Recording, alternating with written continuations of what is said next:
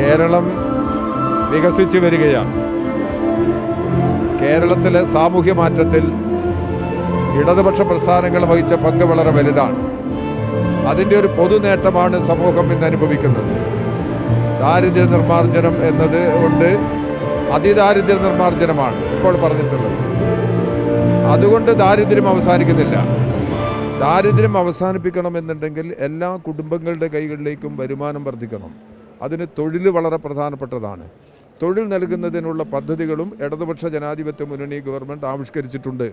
ഇത് ഈ ഗവൺമെൻറ്റിന് അധികാര തുടർച്ച കിട്ടും. അധികാര തുടർച്ചയുടെ ഭാഗമായി കേരളത്തിൻ്റെ തൊഴിലില്ലായ്മ പ്രശ്നവും പൂർണ്ണമായി പരിഹരിക്കാൻ കഴിയുമെന്നാണ് ഞങ്ങൾ പ്രതീക്ഷിക്കുന്നത്. അത് പ്രതിപക്ഷം ഇങ്ങനെ വിമർശിക്കാനുള്ള കാരണം അതുകൊണ്ടുകൂടി ആയിരിക്കാം. പ്രതിപക്ഷത്തിന് വിമർശിക്കാമല്ലോ. അവർ ചെയ്തു കൊടുത്ത് ജനങ്ങൾക്ക് ബോധ്യമായിട്ടുള്ള ഒരു കാര്യമാണല്ലോ അത്. അവർ ചെയ്യുന്നില്ല എന്നുള്ളത്.